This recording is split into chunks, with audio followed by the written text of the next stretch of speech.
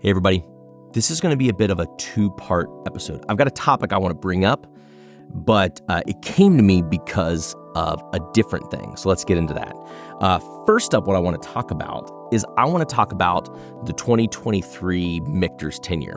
Now, the reason why I want to talk about the 23 Michter's 10 year is because Michter's 10 has been a bourbon that's come out for a while now. And sometimes people are talking about it, sometimes people aren't talking about it. It's hard to find either way, but there was a lot more talk about it in 2023 because when it first released, I think there was mention that there was older whiskey in there, and that got a lot of people excited.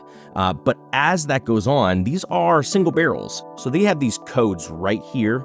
And it will give the barrel number. There's usually a letter followed by some corresponding numbers.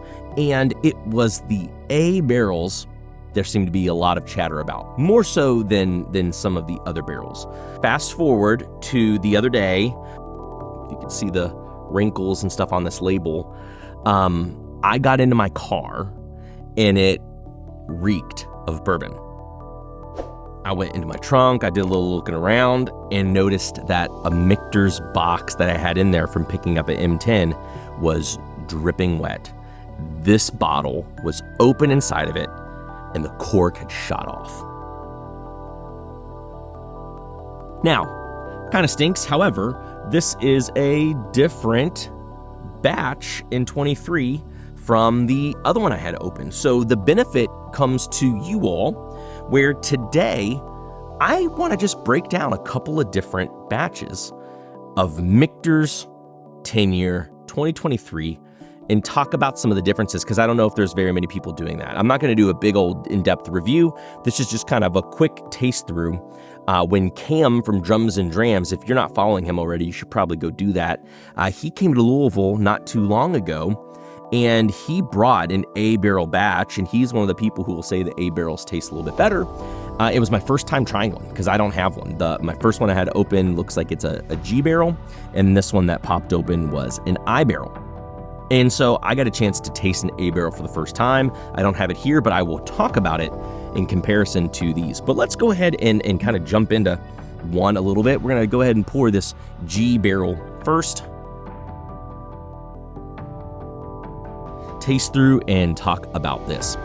Michter's 10 is an interesting bourbon because it's well-aged whiskey, but it's 47.2% alcohol by volume or 94.4 proof.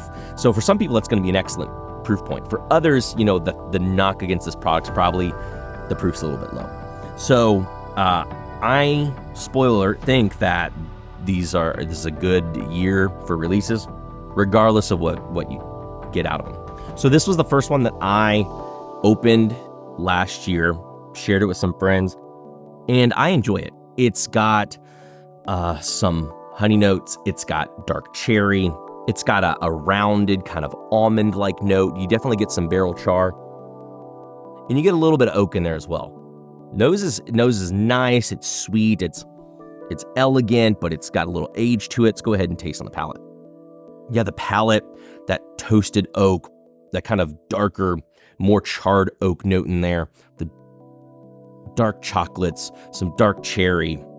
I feel like you notice barrel spice, especially on the sides of the mouth in there. So a little bit of spice for sure in this pour. Not too tannic, not too anything. It's just kind of a fruity but charred, well-aged, lower proof, easy drinking whiskey. Enjoyable, it really is. But I can see where some people would try this Michter's 10 and say, you know what?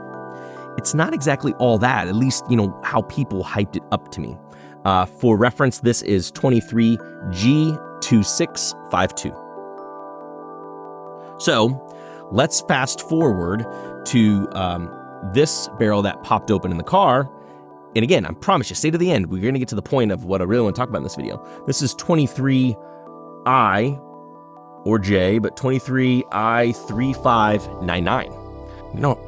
You can already tell there's some difference on the nose. Let's go ahead and pour this one. Okay, right away, pretty different. Some kind of wrinkled fruits, or like some, let's say, I normally would say like wine grapes here. So it reminds me of like if I went to Starlight when they're like distilling the grapes for their wines. It's got these kind of overripe fruits, these kind of very intensely saturated fruit notes. Kind of reminds me of turkey a little bit in that regard, but more caramel, more leather, like more of a kind of a dusty, perfumed-like quality to it. Some toffee. Let's go ahead and taste this one. Super different on the palate. A lot more relaxed, a lot more lazy. Toffee for sure. The fruit is not necessarily the big pops of dark cherry like the first barrel we talked about. It is more of these kind of overripe dark fruit notes, a little more tannins, not exactly spice, but kind of dry, kind of funky, perfumey on the palate too. And overall, more in line to like this kind of relaxed, dusty profile that I've had in dusties. Let's talk about another barrel. It's not, again, the exact one. Let's just say for example's sake, this is an A barrel. Tasting through the A barrel, what was the highlight here is that oak was more intense, still balanced like it is in these two, but a little bit more emphasized. And it was the viscosity, still same proof, is 94.4, still the same proof, it's 94.4 proof, but it feels that the proof is higher drinking than the other two that I've already described today. For reference, the last barrel that I'm talking about would be 23A0027. So one of the early barrels from the A run, and this is not a blind, so someone might say, oh, there's just bias here. But comparing my first bottle, so the G barrel, to the A barrel, I would say it tastes better noticeably. Now, I didn't compare it to the I barrel itself, and I think that the I barrel has some familiar flavors in the fact that it does taste a little bit older, a little bit more funky, dusty, but it still has a softer viscosity than the A barrel. The A barrel definitely kind of stands up. This might not be for everyone that's in the A barrel. However, I think it's just really to point out, these are single barrels, and truly they are single barrels. They will have a similar-ish flavor pocket, but they are going to vary. So if you're chasing after an M10 from last year or in general, it might be worth paying attention to what the barrel is to know that your miles may vary, and that the A barrels, at least from the one that I tried, does stack up. Now, let's get to the thing that let's get to the second point of what I wanted to talk about in this video. This I barrel, when I found it in my car, this is how I found it. Cork off, this much had leaked out of the bottle into the car, and I don't know how long this bottle was open. And it made me think, what does airtime do to a pour, to a bottle? It's a general topic that I figured I'd kind of throw out when we talk about. The reason why I want to talk about it is because I notice it, and I don't notice a lot of people talking about it when it comes to airtime in a glass for a pour. So obviously, I poured these glasses, I dove right into them. But usually, when I pour whiskey, I'll pour whiskey in a glass, and I generally won't come to it for at least 10 minutes. That's me. And there are some pours that I might let sit for longer, 20 minutes, 30 minutes. But have you ever poured something, come back to it 15 minutes later, 30 minutes later, an hour later? Have you ever put a flight together and you've poured something, 15 minutes later you've poured another, 15 minutes later you poured another, 15 minutes later you've poured another, and you start drinking? And you see if there's a difference to these pours. I'm curious if airtime is doing something to those pours. And similarly, the fact that I like this I barrel more than the previously open barrel that I had, is it the barrel, or is it the fact that this has been open and getting air to it for an indefinite amount of time until I found it in my car?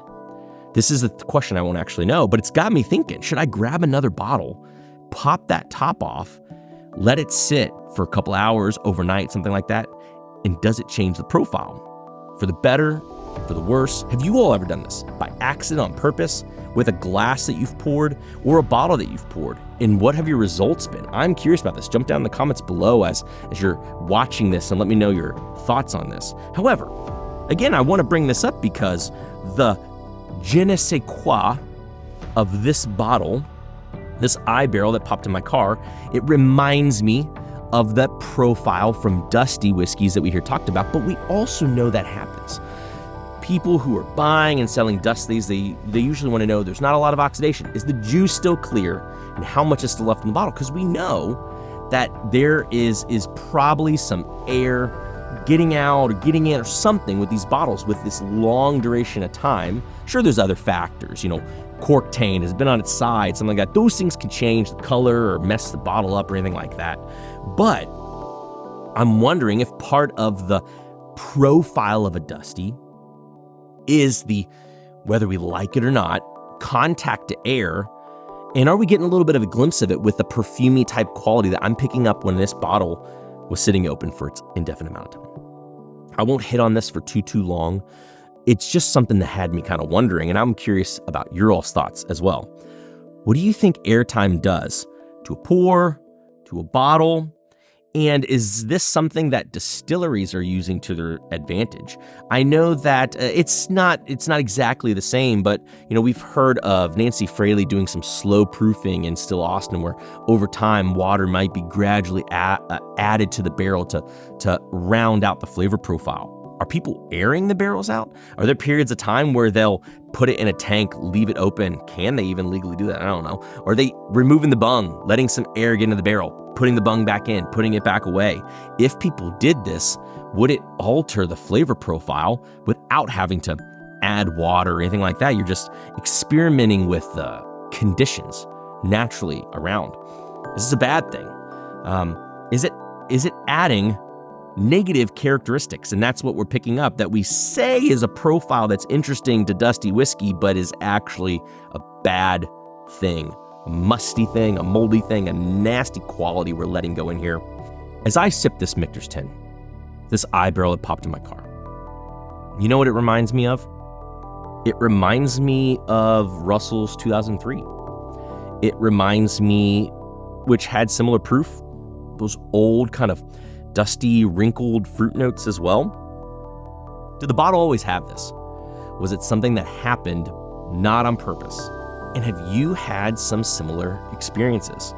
How does oxidation and airtime come to play in your pours, in your bottles? I want to hear from you guys down below. Thanks as always for tuning in another video. I've been enjoying the more casual kind of talking style videos. Let me know down below if you're enjoying those too. It's an ode back to my old podcast partner, Drew P. Whiskey, who kind of had more just chatter kind of conversations instead of the reviews that so many people are doing that I've done here on the channel as well. But I love the discussion that comes out of it. I love kind of just having a little bit more dialogue back and forth. I think it brings us all centered around an interesting topic and just kind of seeing what other people think on the matter. Thanks as always for tuning into another video, guys. Hope it was thought-provoking, if nothing else. Jump down in the comments. Let me know your thoughts. Until next time, we'll see you all later.